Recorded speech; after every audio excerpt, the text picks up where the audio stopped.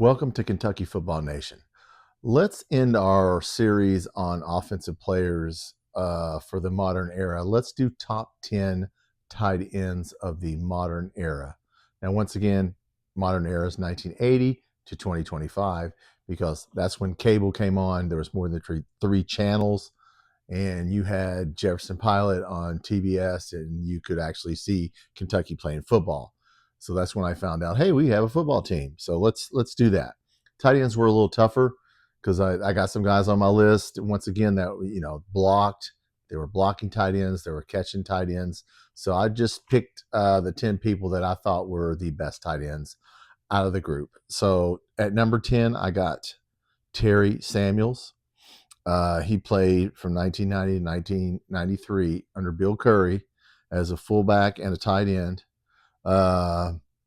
This was the option. So we played the option, the triple option, the option.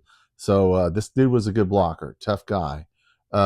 He had 83 receptions for 3 touchdowns and 594 yards in his career with a 4.9 per reception average. Once again, it's the option. You're not going to run downfield that far. He had 247 attempts rushing for 1,012 yards. He also had 5 rushing touchdowns for 4.1 yard average per rush, which is pretty good. And he got drafted by the I don't know if it was Arizona, and that year might have been St. Louis. I don't know who had the Cardinals, but he played 2 years for the Cardinals. So he did play in the NFL.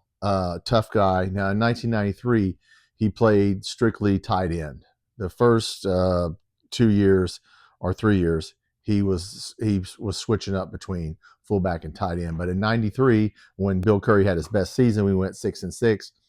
He didn't have any rushes. He was just exclusively a receiver. So I don't know what kind of option we were playing then, but we actually had a decent year with Pookie Jones. Went to the only bowl of the Bill Curry era. So yeah, number 10, Terry Sammuels. Number 9, now this guy didn't catch a lot of passes. Oliver White. I don't know if you remember him, played for Jerry Claiborne. This is when we were really bad, and then he played 1982 to 1984. Remember in '84 we went to the Hall of Fame Bowl, first bowl we've been to since '77 or '78 maybe, and we beat a ranked Wisconsin team. So Oliver White played tight end and fullback. He was a good blocker. He had 55 receptions, only 1 touchdown, but he did have 593 yards receiving for a 9.9 per reception average. So yeah, Oliver White, tough guy, really good blocker. Played on some bad teams, but had a really good last senior year, so I was happy for him.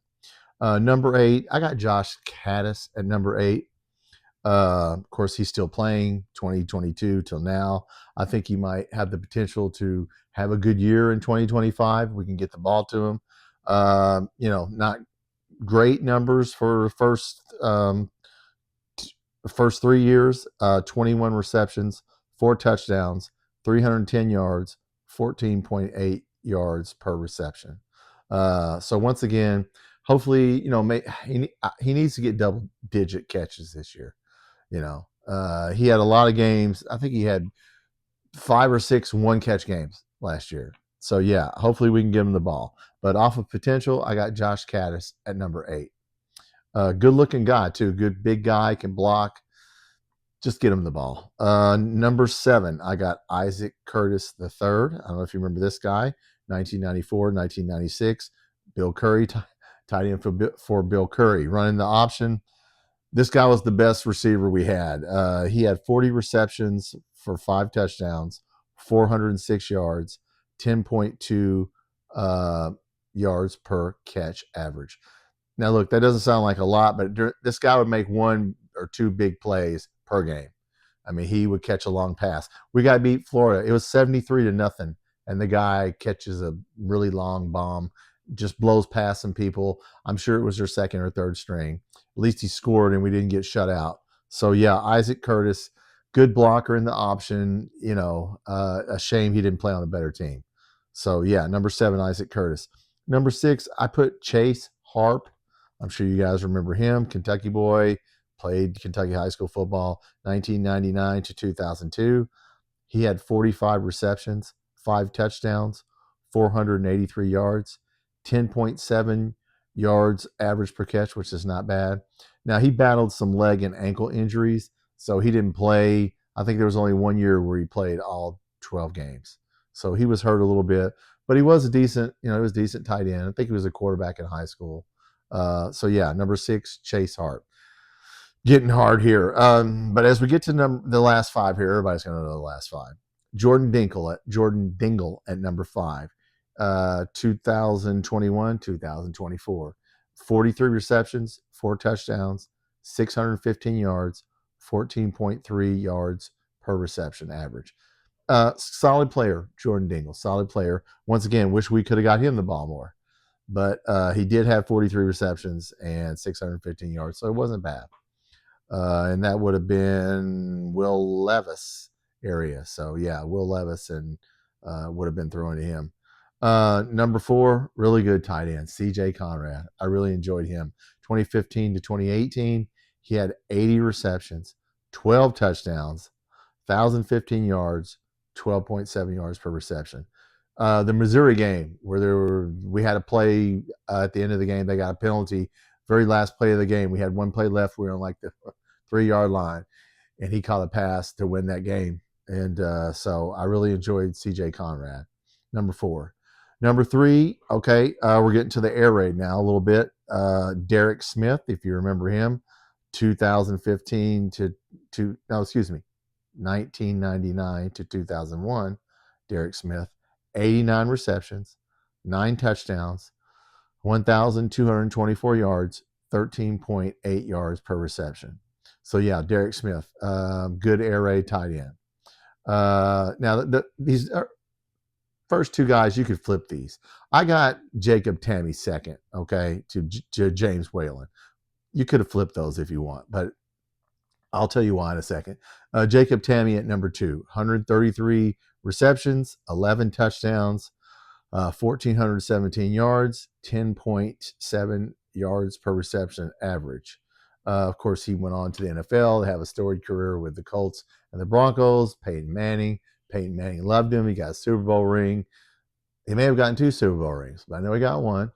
And once again, you could argue that he was better than James Whalen. I got James Whalen at number 1, 1997, 1999, first team All-American. He at that time he broke the record for most receptions by a tight end in 1998. He had 90 receptions. That was a record. Now it's been broke. I think it's like up to 118 or something like that. So there's been 3 or 4 people go over 90.